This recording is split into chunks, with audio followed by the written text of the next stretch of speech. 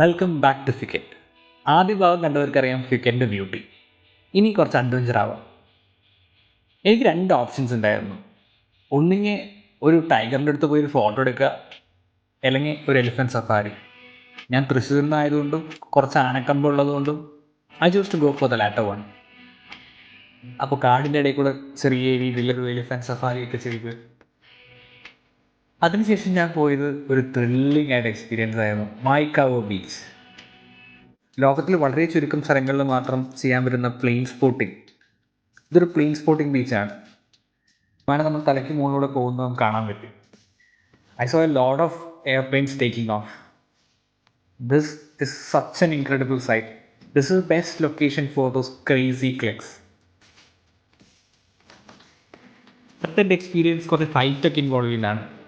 ഫിക്കറ്റിലെ മൂവാത്തായി വെറുതെ കാണുക മാത്രമല്ല, ഞാനൊരു സെഷനും അറ്റൻഡ് ചെയ്തു. അവിടെ ട്രെയിൻ ചെയ്യുന്ന ഫൈറ്റേഴ്സിൻ്റെ ഡിസിപ്ലിനും എനർജിയും ടെക്നിക്കും ഒക്കെ ഒരു വേറെ വൈബാണ്. തായ്ലൻഡിലെ ഈ നാഷണൽ സ്പോർട്ടിന് അടുത്തറിഞ്ഞ് was one of the best moments of my trip. I highly recommend this experience. ഫിക്കറ്റ് ജസ്റ്റ് ഹിറ്റ്സ് ഡിഫറെൻറ്റ്. ഇവിടുത്തെ ഡേ ടൈം ഇത്ര എനർജറ്റിക് ആണെങ്കിൽ വാട്ട് അബൌട്ട് ദ നൈറ്റ്? ഞാൻ എൻ്റെ ഫ്രണ്ട്സിൻ്റെ കൂടെ നൈറ്റ് ലൈഫ് അത്രയും എൻജോയ് ചെയ്തിട്ടുണ്ട്. ഫിക്കറ്റിലെ നൈറ്റ് ലൈഫ് അടുത്ത വീഡിയോയിൽ വരുന്നത്. It is a whole different story. Stay tuned, guys.